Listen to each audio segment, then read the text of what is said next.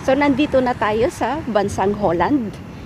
So, biking road ito ng Holland.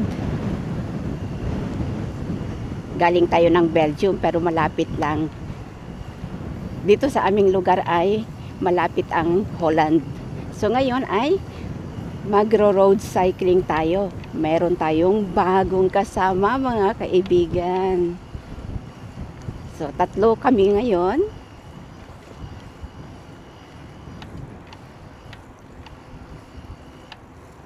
So, nandito tayo ngayon sa, ano na to, Aardenburg. Nalampasan na natin ang Ide.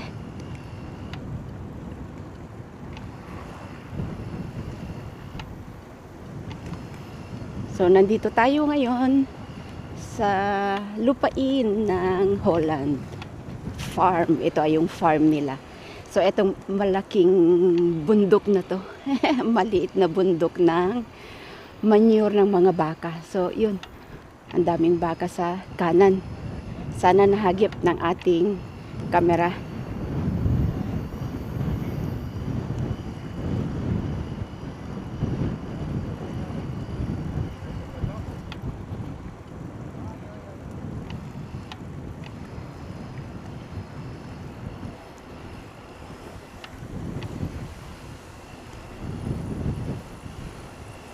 Ayun. Sa kanan natin yan, pananim ng patatas. Tapos doon sa malayo doon, mais. Ang mga mais ngayon ay may bunga na. Nag-umpisa na silang mamunga. Yung iba namumulaklak pero ayun oh, may baby fruit na sila, guys. So, mga mais na yan. Yan.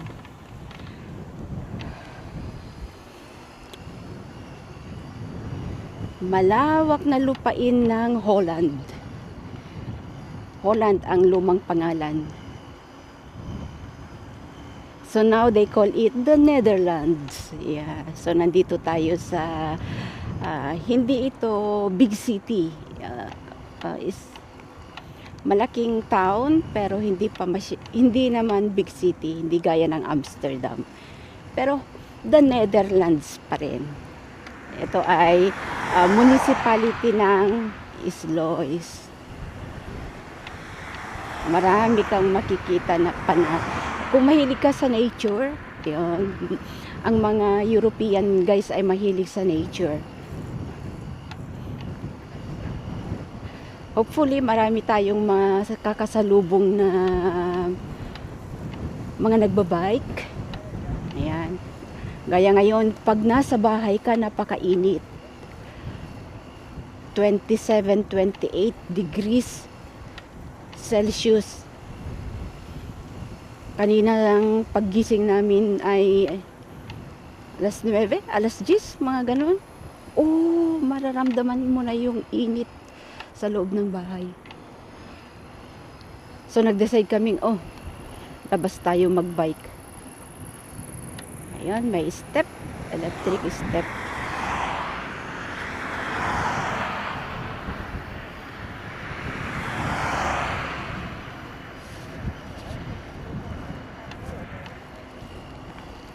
Ayun.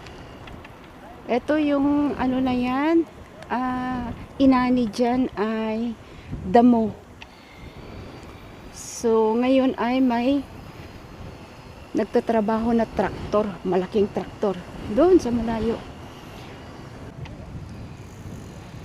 So, location check tayo, nandito tayo sa Aardenburg. Papunta tayo doon sa municipality ng Islois. So, kumbaga sa Pilipinas, nandito tayo sa isang barangay mm, ng Islois, Netherlands. Makikita niyo yung plate number ng sasakyan, Netherlands, NL. Ayan.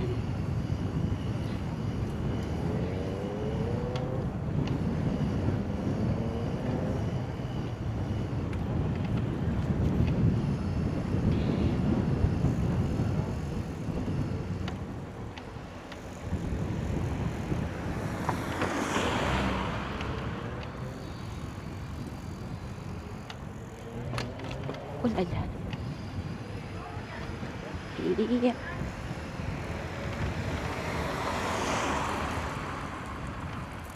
Saan daw kami kakanan?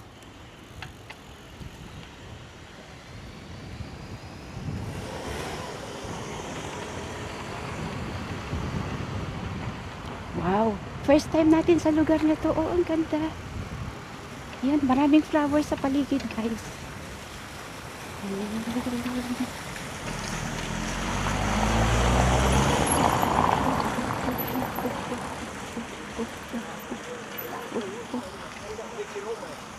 What? Ayan, may palaka. Oh, very nice. What are we doing now? Ayan, maganda pala dito, guys. Ayan. Umpisa na rin maraming motorbike. Oh, ang ganda ng mga flowers. Best pa. Wow, it's nice here. Wow, historical wall paint. Yeah, guys. First time natin dito. Ang ganda. This is Netherlands. Aardenburg, Islois, Netherlands. Or the Holland. Yeah. Oh, they are working on the road. Pero safe dito. Ang daming signages.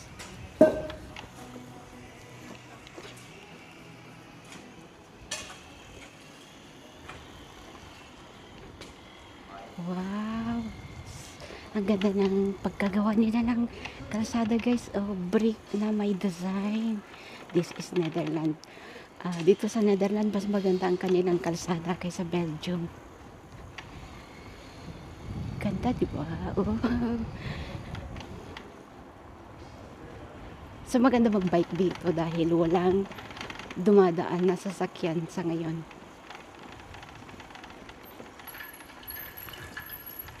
So ngayon ay mag-i-stop ako.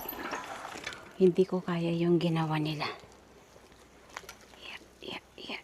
Ganito ang kapag hindi ka sure, better hold your bike para safe iwas disgrasya.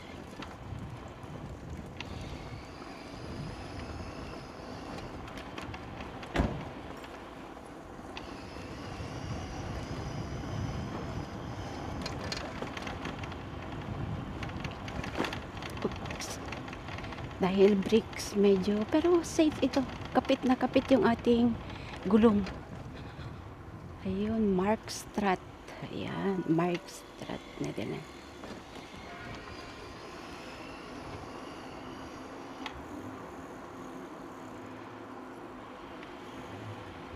Very nice flowers.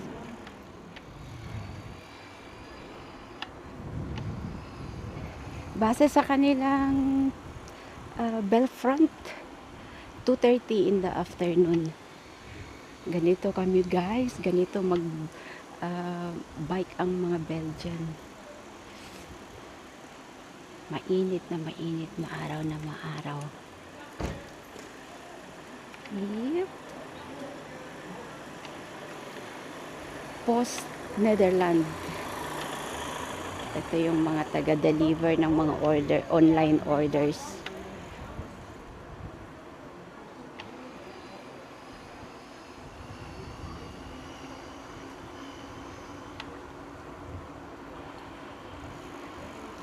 First time natin sa lugar na to. So, buti na lang nakapag-video tayo. Wow.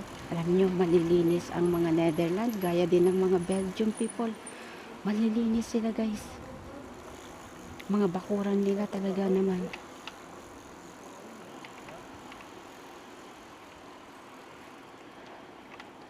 Wow. Ang ganda ng marking ng kanilang kalsada.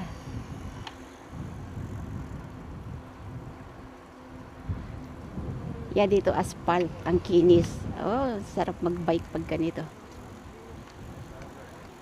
My house, Tekupt. Tekupt.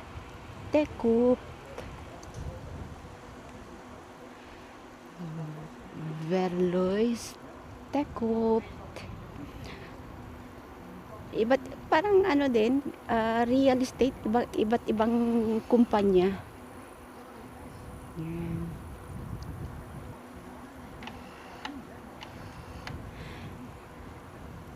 So ayun, ang ganda ng kwentuhan ng magkapatid.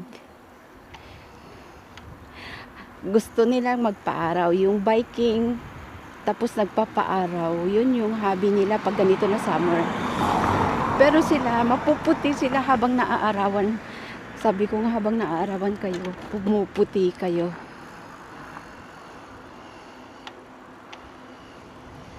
Samantalang ako, nag-sweater na ako. Wow! Seseparate tayo ng lane. Yuhu! Safe na safe tayo dito ngayon.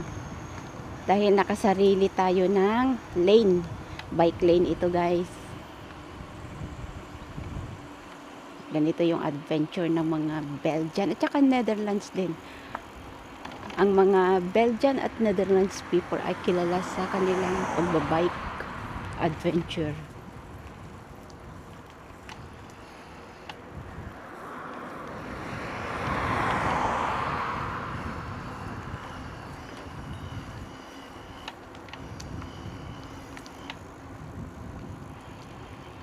Very nice yan.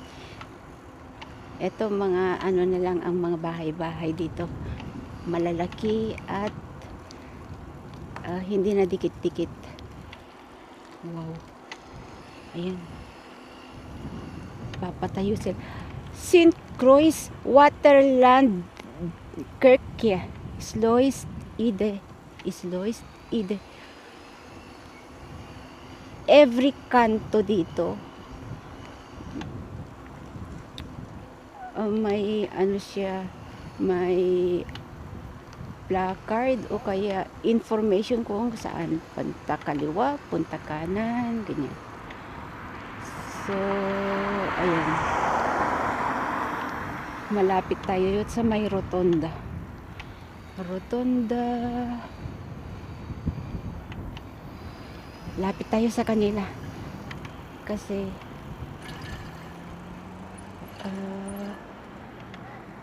yeah, it's safe. Okay, very good. We are safe.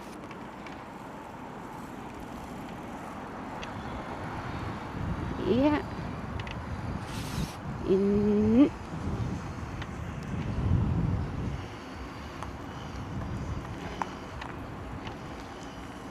Yes.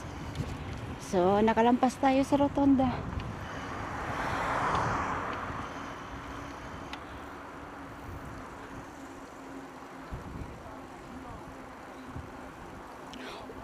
Water gun.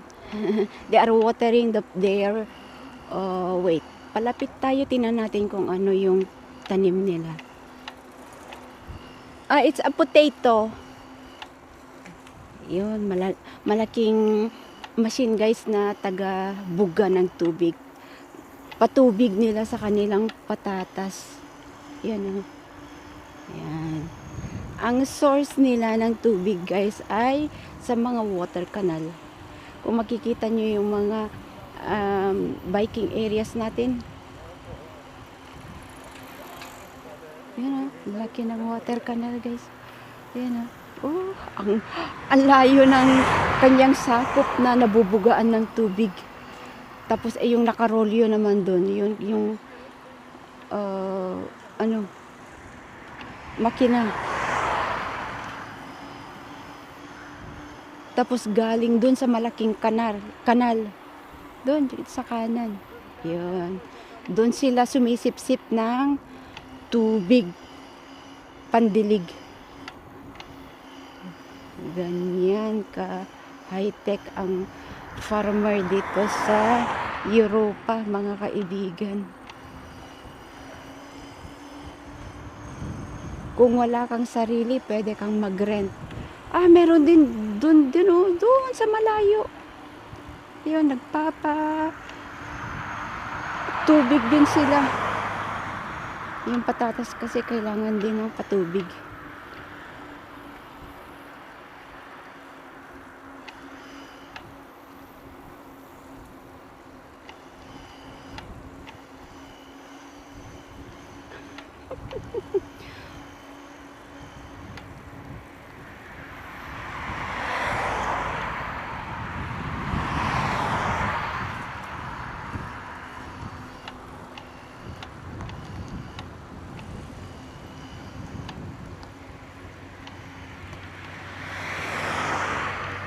Vintage car.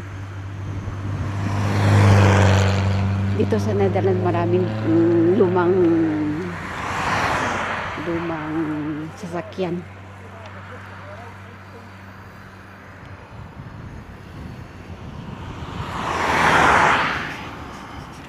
Ayun guys, so, bagong ani na grasses.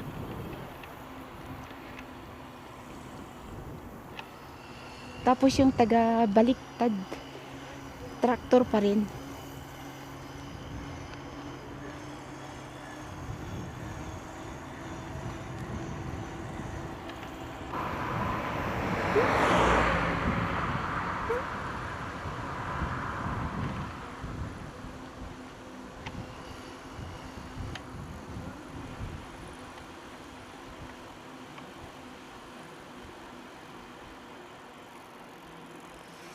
Dito tayo sa Rotonda.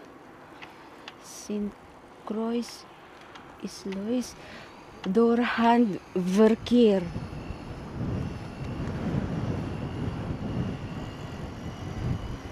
Now Molewe. So this is the safe area.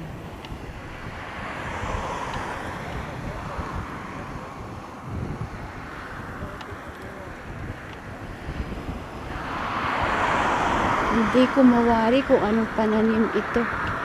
Pero namumulaklak na.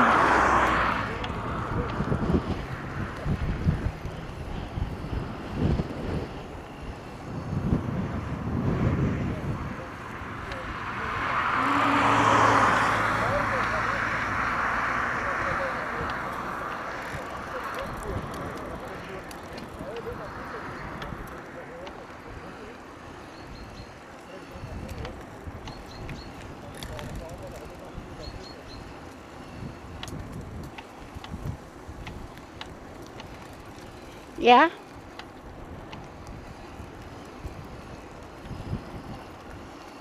Wow. Sa kanan, tignan nyo kung ano yung maliit na bundok na yan. Tain ng baka. Yan yung fertilizer ng kanilang lupa.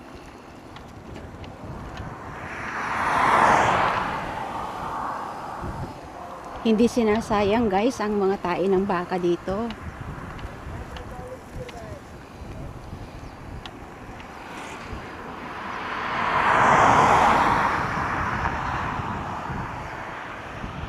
Yan.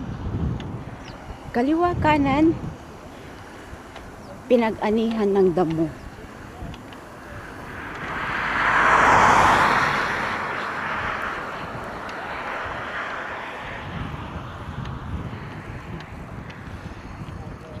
Guys, yan. Tapos dito, anong pananim ito?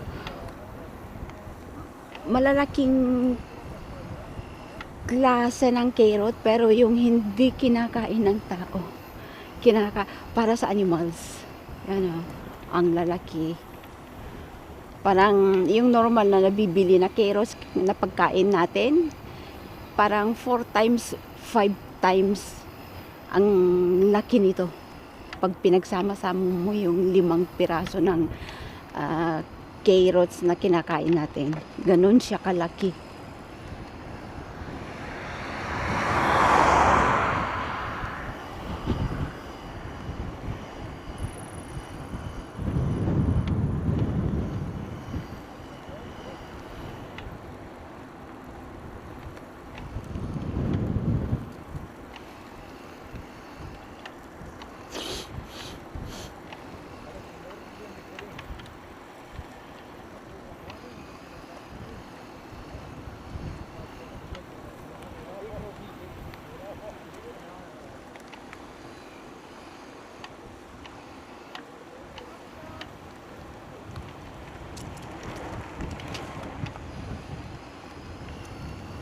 Pass off.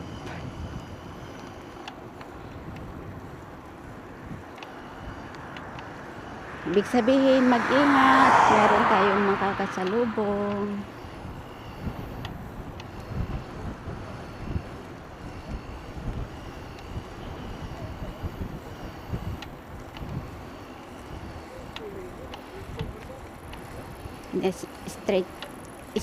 Stretch ko yung mga daliri ko, guys.